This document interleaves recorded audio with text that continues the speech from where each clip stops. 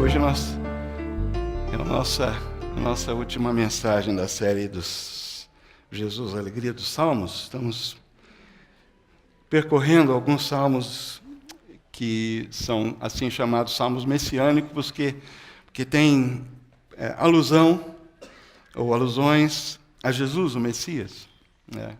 Centenas e centenas de anos antes da vinda dele. E o salmo que nós vamos considerar hoje é o Salmo 118.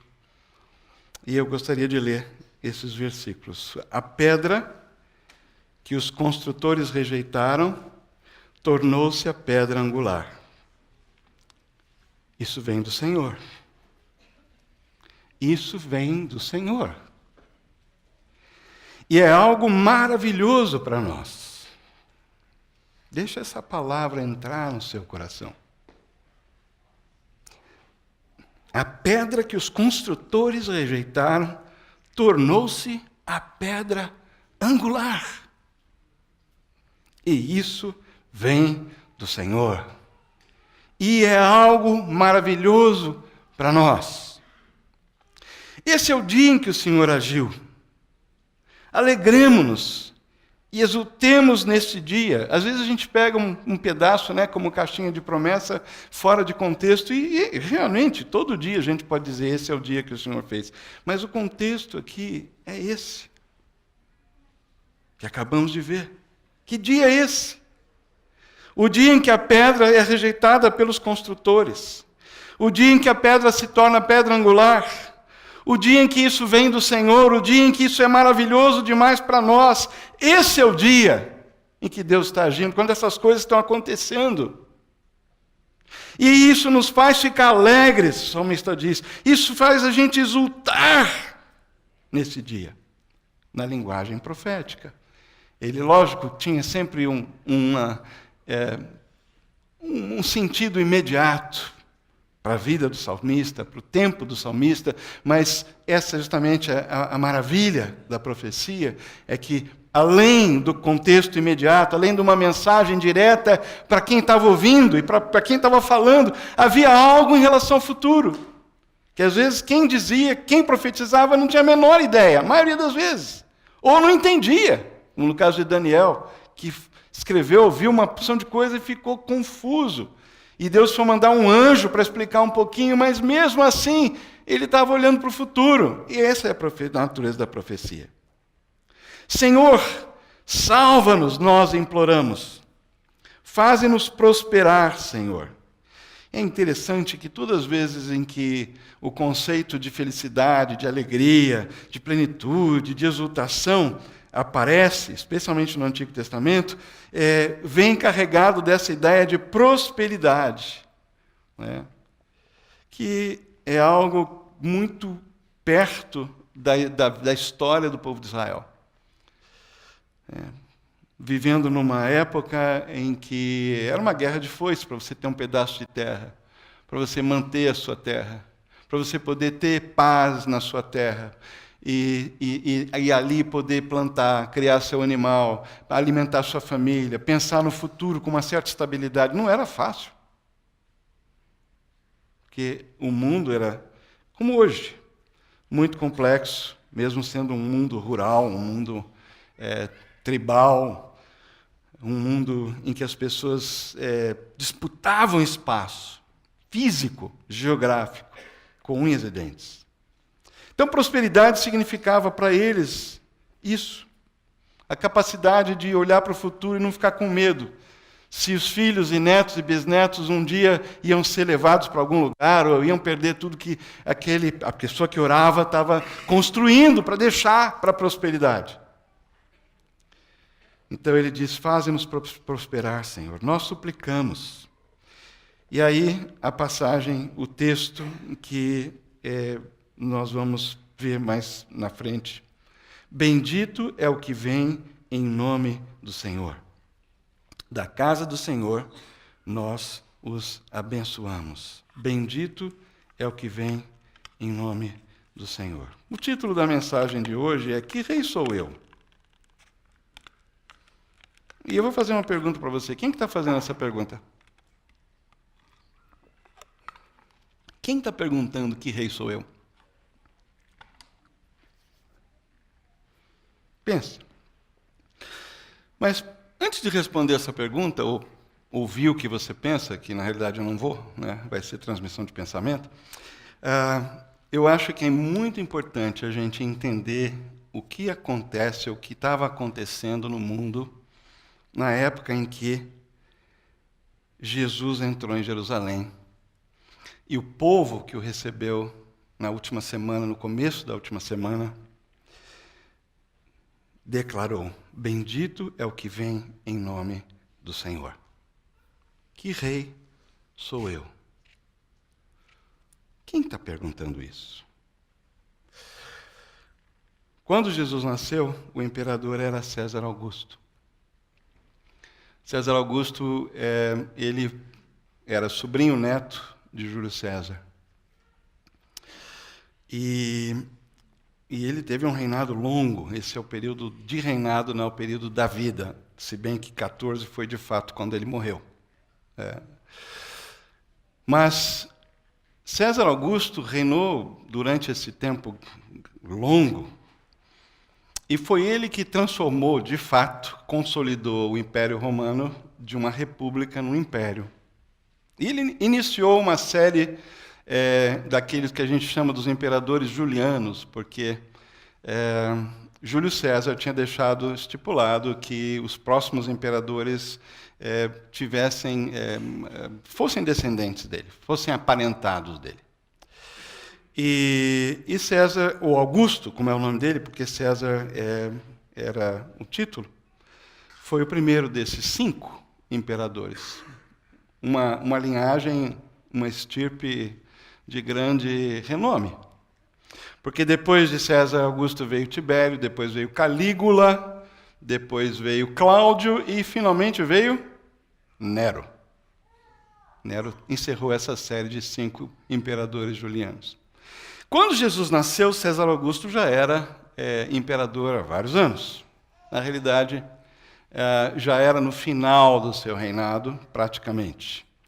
E ele era uma pessoa que construiu muito, fez muita coisa, deu muito para os outros povos ao redor em termos de templos, para os deuses pagãos, enfim, ele foi uma pessoa que foi muito empreendedor em termos de construção e muitas vezes punha até a mão no bolso para fazer isso.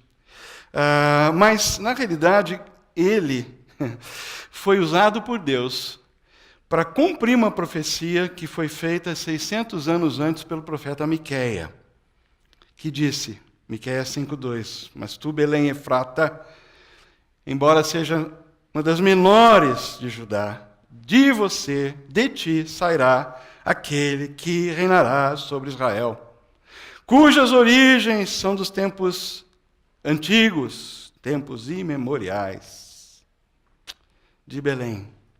Pois foi César Augusto que fez aquele edito, isso está lá no Evangelho de Lucas, declarando ou determinando que todos os cidadãos do império retornassem a seu lugar de origem para fazer um censo, uma contagem dos cidadãos, de acordo com a sua origem. Isso fez com que a família de Jesus, José e Maria, viajassem de Nazaré, lá no norte da Galileia, para o sul, para a Judéia, para a cidade de Belém, porque José era descendente de Davi, da linhagem de Davi. A rigor, José deveria, se tudo tivesse correndo como talvez deveria, José possivelmente seria o rei de Israel.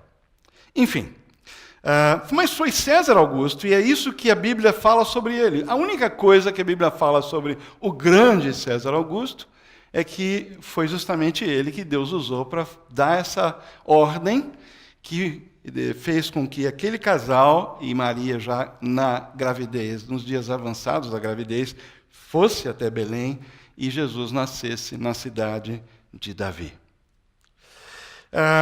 Ele foi um dos não somente mais bem-sucedidos imperadores, mas também foi um dos mais cruéis.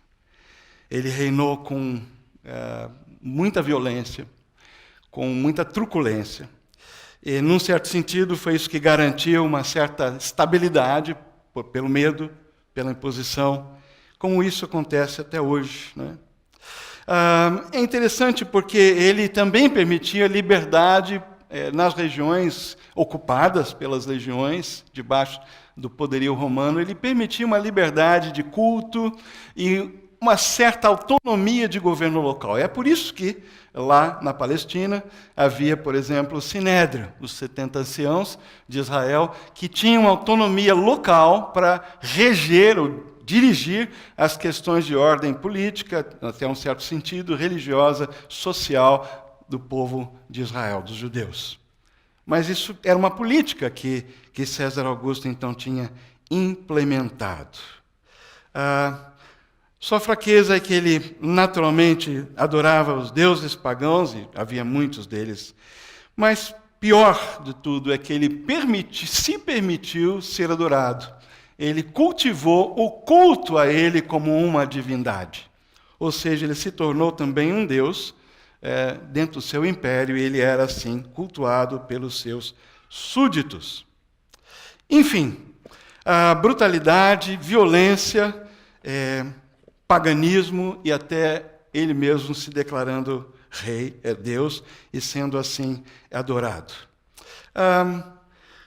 Esse foi César Augusto. E foi exatamente nesse período que Jesus nasceu. Jesus foi para o Egito na sua infância, mas logo depois um outro imperador romano subiu, quando César morreu, e esse próximo imperador foi o Tibério. O Tibério não era exatamente o filho dele. César teve uma filha chamada Júlia, mas ele se casou com uma mulher que era divorciada, e ela tinha um filho, e Tibério era o filho dessa mulher com quem ele se casou. E Tibério acabou casando com Júlia, e por causa disso, lá daquele jeito, Tibério acabou sendo apontado como sucessor de César Augusto. E Tibério era o imperador que estava em Roma, no trono, quando Jesus foi crucificado na Palestina. Agora, essa é a figura lá de Roma, né? O poder romano. Agora, vamos para a Palestina. Quando Jesus nasceu, quem estava no trono era Herodes o Grande. Herodes o Grande, ele não era judeu. Aliás, ele era descendente ele era descendente de árabes, né? E tinha se casado com uma mulher que era descendente dos macabeus. Mas ele era odiado pelos judeus. Odiado pelos judeus. Por quê? Por causa da sua origem, ele não era judeu. Embora que ele não comesse carne de porco, né? Ele observava isso.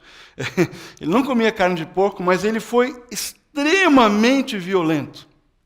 No final da sua vida, justamente na época em que Jesus nasceu, bem no finzinho do seu reinado, que foi um reinado longo, ele já tinha mandado matar várias esposas, vários filhos, vários outros parentes, porque ele se tornou uma pessoa doida. O último que ele mandou matar foi seu filho Antípater. Mas ele tinha muitos filhos. Na realidade, Herodes, legalmente, oficialmente, teve 10 mulheres, ou casou 10 vezes, eu não sei como é que a gente pode definir o que aconteceu. 10, filho para todo lado. Quando ele morre depois de ter tentado o suicídio, já muito doente, ele morre assim, desesperado, e 3 dos seus filhos, então, disputam o trono. Porque, na realidade, Herodes estava lá na Palestina como rei, mas tudo que ele fazia tinha que ter a chancela do imperador. E ele fez 5 testamentos diferentes. O 4º testamento, todos os testamentos tinham que ser ratificados pelo imperador romano. Até o 4º tinha sido ratificado. E até o 4º testamento, no 4º testamento, o seu sucessor seria Antipas. Mas alguns dias antes dele morrer, quando ele estava muito doente, ele fez o 5º testamento. E nesse 5º testamento, ele colocou seu filho Arquelau como seu sucessor. Bom, não preciso dizer que após a sua morte, Antipas Arquelau e depois um Filipe, que eram os 3 filhos principais, foram todos até Roma para o imperador arbitrar essa disputa. Quem é que vai sentar no trono de Herodes o Grande? E, finalmente, o imperador fez lá um jeitinho, ele não era brasileiro, mas deu um jeitinho, e dividiu o trono, o reino de Israel, da Palestina, em vários pedaços. Não permitiu que Arquelau assumisse o reino todo, porque Herodes, a extensão do reino de Herodes foi parecida com a extensão do reino de Davi e Salomão. Esse é o poder que ele tinha, é o que ele tinha conseguido, em termos de poderio, de fama, de autoridade. Então, se a gente colocasse isso numa linha, então a gente tem ali, do nascimento, a infância e ministério de Jesus. Na Palestina você tem Herodes, depois Arquelau, e se você ler a Bíblia, você vai ver que por causa da matança dos inocentes, quando Jesus nasceu, na sua loucura, os magos, os sábios que vieram do Oriente, chegaram em Jerusalém, dizendo que tinha nascido o rei dos judeus, foram até o palácio, porque onde é que o rei fica quando nasce? No palácio. Mas ninguém sabia, e muito menos Herodes, que rei é esse. Mas Herodes conhecia o suficiente das profecias e sabia que tinha anúncio de um rei que se assentaria no trono de Davi. Uma promessa das Escrituras. E ele estava tão enlouquecido que ele resolveu então dar um jeito nisso e mandou matar todos os meninos que viviam naquela região até 2 anos. E é por causa disso que Jesus foi levado ainda bebezinho pelos seus pais para o Egito, um lugar favorito de fuga, né? Abraão fez isso, Isaac fez isso, e vários, isso era um lugar mais fácil de você fugir e procurar abrigo. E Jesus ficou lá, provavelmente alguma coisa em torno de uns 2 anos, até 2 anos com seus pais, e quando então Herodes morre, Arquelau assume a Judéia, a parte sul, não o reino todo. Mas Arquelau, filho, né, você sabe, filho de peixe, peixinho é, e a Bíblia diz que José ficou preocupado e falou, não vamos voltar para o lugar onde a gente vai correr risco. E eles retornaram para o norte, para Nazaré, e retomaram aquela vida que eles tinham lá em Nazaré. E por isso que Jesus cresceu, a sua infância foi até a idade adulta em Nazaré. Mas enquanto isso, em Roma, você tem lá o César Augusto e o Tibério, que são os 2 imperadores. E por último, Herodes Antipas era o Herodes que estava finalmente reinando numa região maior, quando Jesus foi crucificado. Foi ele que Pilatos mandou para examinar Jesus e devolveu dizendo, não estou vendo nenhum problema nele, e Pilatos então tomou a decisão final de crucificá-lo. Bom, esses são os reis da época. Essa é a qualidade de governo. E nesse ambiente, Jesus chega. A primeira vez que ele chega e que é anunciado que o rei chegou foi pelos sábios do Oriente. Jerusalém, a Bíblia diz que ficou em comoção. Herodes e Jerusalém ficaram em comoção. Porque é rei? Chegou o rei? Mas um rei que não ficou lá. Um rei cujos pais levaram correndo para o Egito, fugido. Não é exatamente assim que a gente espera a chegada de um rei. Ele é ou não é rei? Vai reinar ou não vai reinar? Vai sentar no trono ou não vai? Vai reclamar o que é seu ou não? E como é que isso vai acontecer? Então, a história de Jesus como rei, a vinda dele como rei, sempre foi cercada de mistério e confusão. Lá pelas tantas, no seu ministério, Jesus pergunta para aqueles seus amigos mais íntimos, quem que vocês acham que eu sou? Depois de perguntar o que as pessoas estão dizendo que eu sou. Quem sou eu? E a gente sabe que as respostas são variadas. Alguns achavam que Jesus era um profeta que tinha voltado do Antigo Testamento. Outros achavam que era o próprio João Batista. Enfim, o povo tinha muitas teorias. Mas quem era ele? Que rei é esse? Será que Jesus também tinha dúvida da sua identidade? Será que essa pergunta era uma pergunta que ele fazia? Porque Quando você fala em rei, a imagem de rei para as pessoas que estavam lá, em volta dele, ouvindo, seguindo, sendo curados, sendo abençoados, enfim, rei é alguém que mora no palácio. É alguém que tem autoridade, alguém que tem poder, alguém que manda. Então, alguma coisa não batia, mesmo porque as profecias do Antigo Testamento misturavam as coisas. Misturavam um Messias glorioso, poderoso, que vinha fazer justiça, implantar um reino eterno, e pagar, né, colocar as coisas no lugar, dar o troco, restaurar Israel. Mas também havia passagens no Antigo Testamento que falava de um Messias sofredor, como Isaías 53. Alguém que ia sofrer, alguém que ia morrer, alguém que ia passar por um período de perseguição. Enfim, que rei é esse? Será que Jesus tinha essa dúvida de quem ele era? Será que a pergunta que ele fez para os discípulos aquele dia foi simplesmente uma pesquisa de opinião? Vamos ver, já que... será que vai emplacar o meu reinado? Deixa eu ver se pelo menos aqueles que andam comigo me enxergam desse jeito. Porque se nem a minha equipe me vê desse jeito, então eu vou abandonar o meu projeto. Era isso que estava acontecendo? Será que em algum momento Jesus teve dúvida de quem ele era e a que ele veio? Mateus capítulo 21, nós lemos o seguinte. Quando se aproximaram de Jerusalém e chegaram a Betfagé, ao Monte das Oliveiras, Jesus enviou 2 discípulos, dizendo-lhes: vão ao povoado que está diante de vocês e logo encontrarão uma jumenta amarrada, com um jumentinho ao lado. Desamarrem-nos, tragam-nos para mim.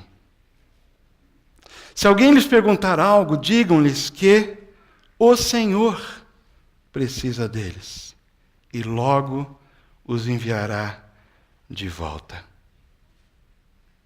Vamos parar aí, por enquanto. Tudo aqui é importante. Essa é a última semana. Jesus sabe exatamente por que ele está indo, para que ele está indo, a hora que ele está chegando em Jerusalém. E Mateus, de uma maneira muito inteligente e inspirada, faz essa narrativa dizendo que quando eles aproximam de Jerusalém, eles chegam a Betfagé, o Monte das Oliveiras. Monte das Oliveiras é aquele monte, né, que é famoso, onde ele sobe, aquele momento, porque estás olhando para alturas e tal, né? Ele vai voltar.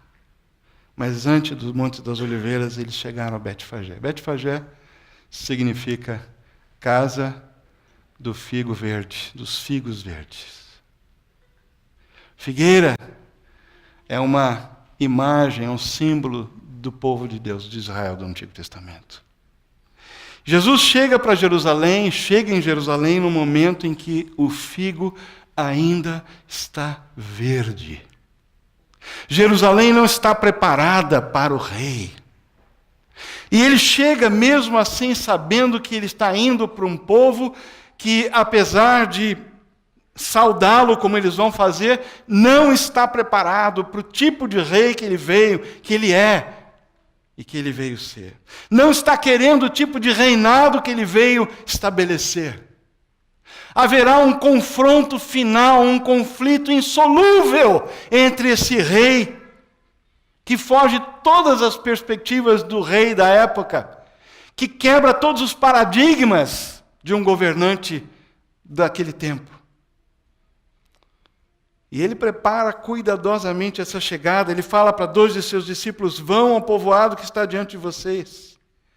Vocês vão encontrar uma jumenta e um jumentinho ao lado, desamarrem, tragam-no para mim. E se alguém lhes perguntar algo, diga-lhes. E essa é a segunda vez que Jesus se refere a si mesmo como Senhor. No grego, kurios. Senhor, soberano. Alguém que realmente ocupa o lugar de Senhor, que tem o senhorio. Diga-lhe que o Senhor precisa deles e logo os enviará de volta. Ele não tinha dúvida de quem ele era. Ele não estava com uma crise de identidade. Ele não sabia, ele não estava ignorando o que o esperava. Ele veio para isso. Ele preparou esse momento.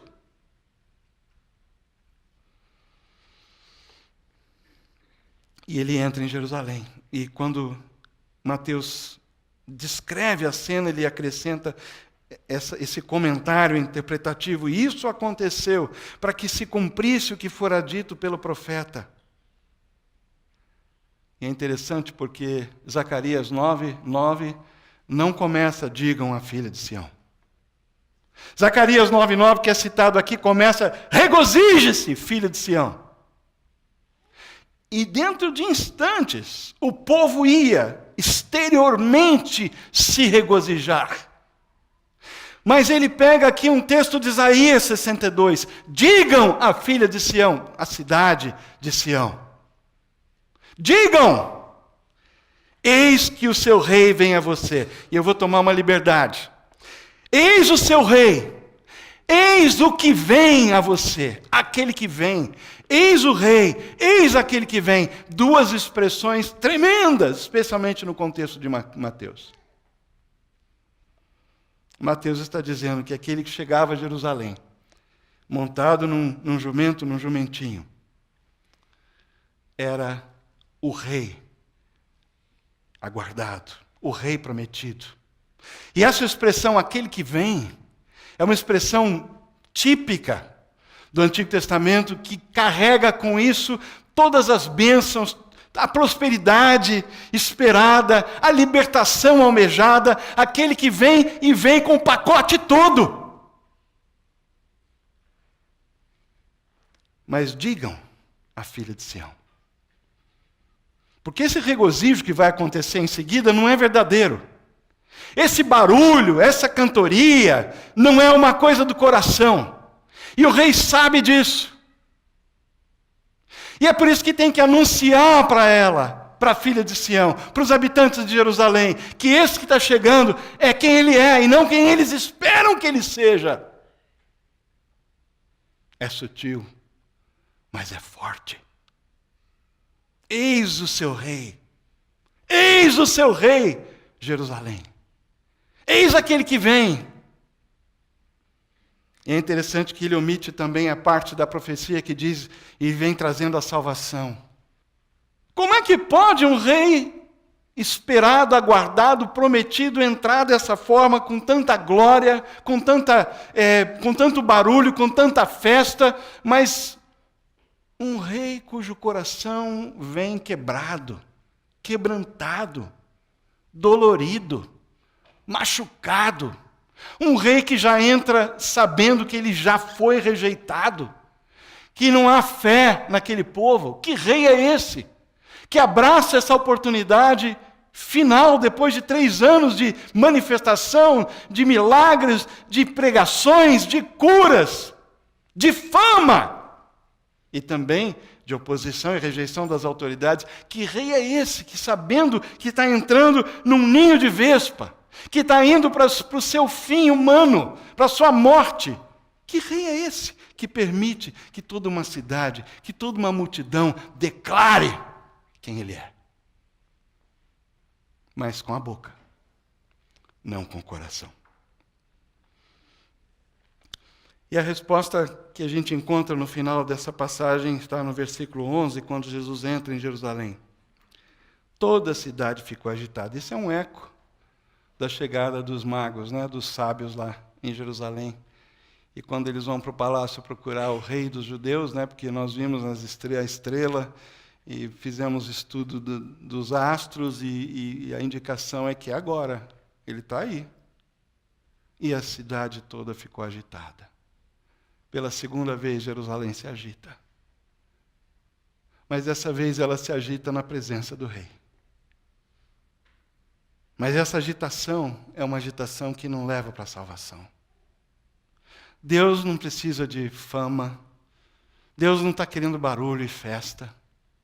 Deus não está simplesmente atrás de louvor dos lábios. Aliás, se você lê os profetas do Antigo Testamento, você lê constantemente que a palavra de Deus para o seu povo é: chega de festa, chega de louvor, chega, não aguento mais, não suporto culto. A cidade ficou agitada e perguntou: quem é esse? Quem é este? E a multidão respondeu. A resposta mais honesta que ela podia ter dado. Esse é Jesus. Claro que é Jesus. Filho de José, o carpinteiro. Nós sabemos quem ele é. Faz 3 anos que ele está andando por aí, pregando, curando, fazendo coisas extraordinárias. É Jesus. Eu estava lá quando ele pregou, eu estava lá quando ele curou, eu estava lá quando ele restaurou a vista ao cego, eu estava lá no tanque de Betesda, eu sei quem ele é, Jesus. Vírgula, o profeta.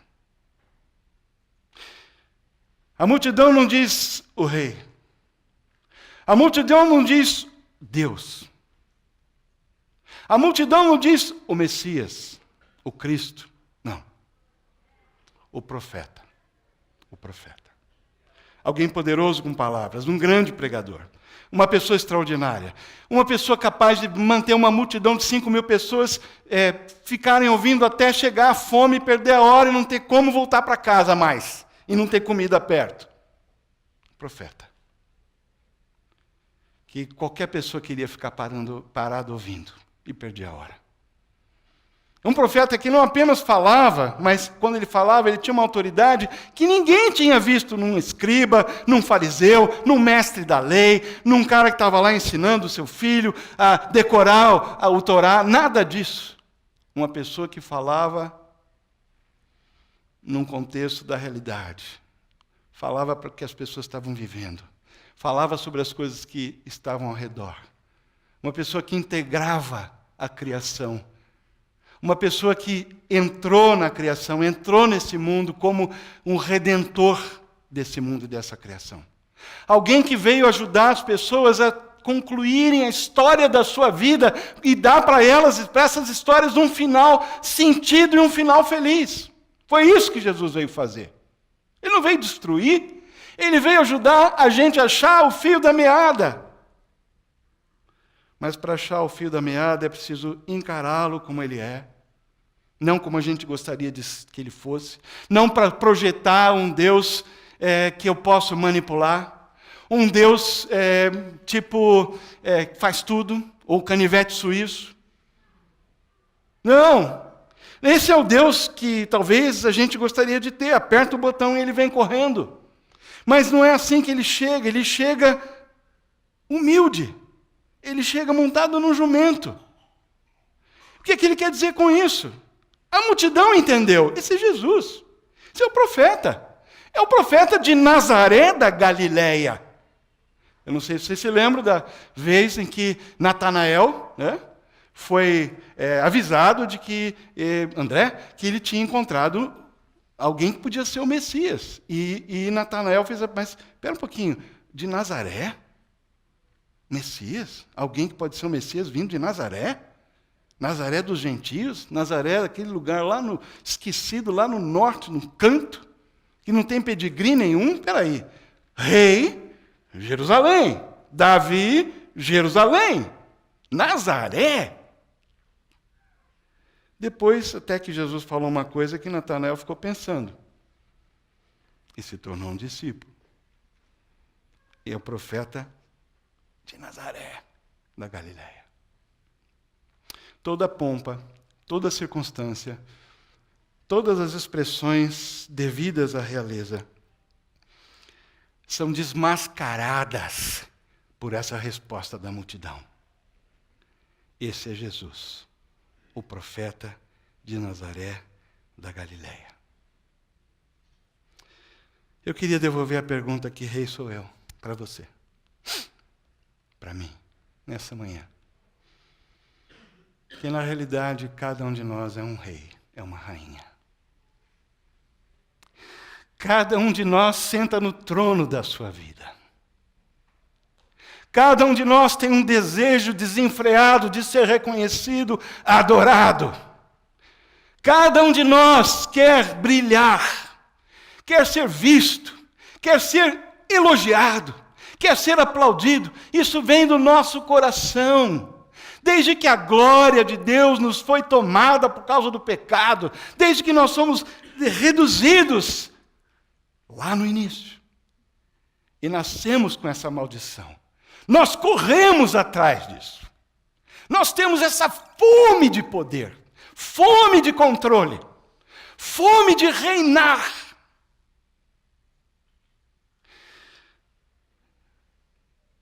E talvez mais do que a gente imagine. Nós encaramos Jesus na nossa vida muito mais parecido com aquilo que a multidão disse. Esse é Jesus, um profeta, um grande homem, extraordinário, maior. Reconhecemos a humanidade dele. Reconhecemos o estilo de vida simples dele. Nos encantamos com o fato dele ser homem como nós. Mas temos uma grande dificuldade de colocá-lo no trono da nossa vida.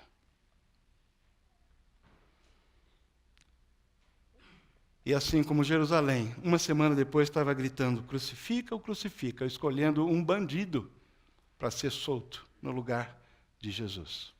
Mesmo Herodes não tendo achado nada, e o próprio Pilatos disse, eu não vejo nele mal algum, nada que ele tenha feito errado, é uma questão de vocês, da sua religião, é uma picuinha entre vocês. Mas o povo disse, crucifica, solta Barrabás. Essa mesma multidão, que estava pronta para receber Jesus, o profeta. Jesus, o pirotécnico. Jesus, o espetáculo. Jesus, o grande orador. Jesus, o médico dos médicos. Todos esse Jesus eu quero. Mas o Jesus rei, montado num jumento, humilde, sofredor, indo para a cruz, esse eu não quero. Esse eu não quero. Rei é César, rei é Herodes, rei é palácio, rei é poder, rei é riqueza, rei é um monte de gente obedecendo. Rei, quando ele entra, todo mundo... Mas Jesus entrou de uma forma humilde. E não há outra maneira de nós estabelecermos um relacionamento com o Rei dos Reis. E eu queria que você visse esse dos reis e colocasse você nesse lugar, e eu. Não há outra maneira dele ser o rei desses reis e rainhas que estão aqui. O nosso rei. Se nós nos aproximarmos dele de uma forma muito semelhante àquela que ele se aproximou de Jerusalém. Porque ele nos mostrou o caminho. É o caminho da humildade. É o caminho da fraqueza. É o caminho do falimento espiritual. A primeira bem-aventurança, bem-aventurados os que são pobres de espírito. É por aí que a gente chega. É por aí que a gente se aproxima do rei. Isso é realeza do ponto de vista de Deus. Como o evangelista resumiu, o Filho do Homem, o título messiânico, não veio para ser servido, mas para servir e dar a sua vida em resgate por muitos. Esse é o desafio nosso. Que rei sou eu? A pergunta é para você e para mim. Que rei você é? Porque você é rei. Você é rainha. Lá dentro, todos nós somos. Mas que rei você vai ser?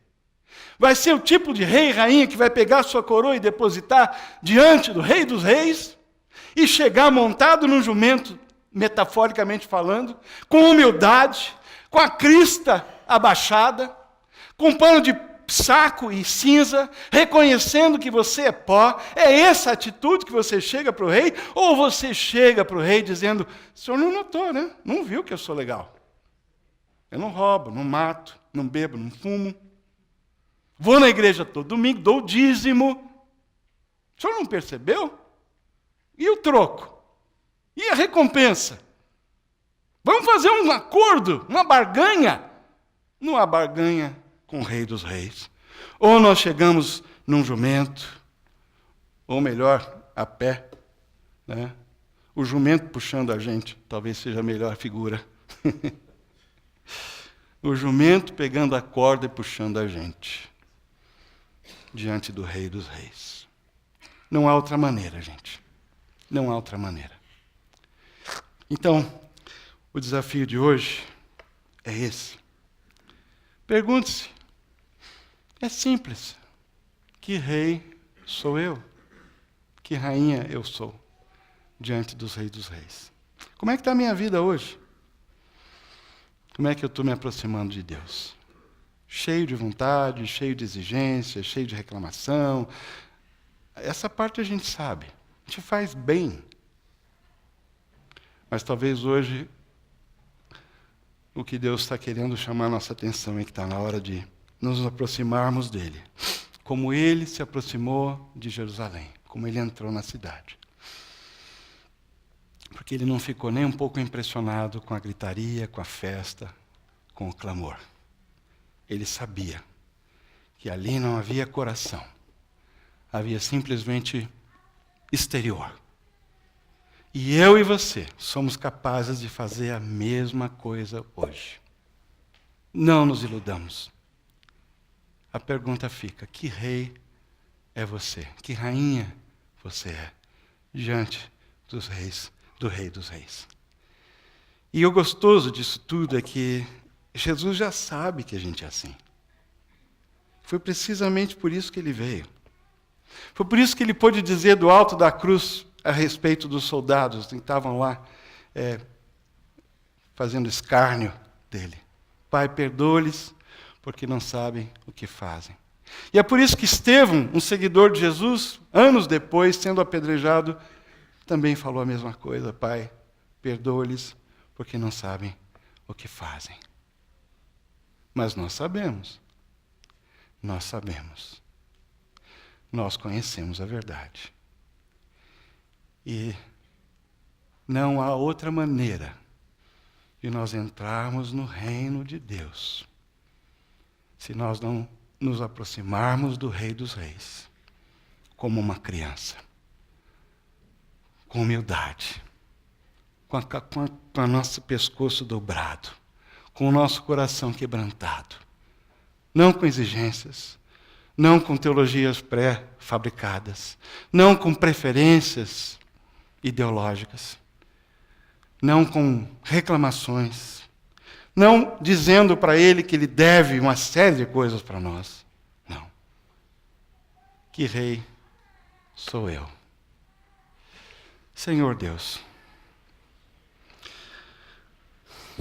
só o Senhor conhece o meu coração e o coração de cada um aqui. Só o Senhor. E há milhões e milhares e milhões de motivações que podem nos fazer chegar à Tua presença. Ou estar aqui num culto como esse. Muita coisa. E provavelmente a maioria dessas razões ou motivações são, humanamente falando, normais, esperadas, até mesmo necessidade nossa. Mas, Senhor Deus, quando nós cantamos, vimos para adorá-lo, vimos para louvá-lo, isso não pode ser real na nossa vida, a não ser que a gente entenda que tipo de rei o Senhor é.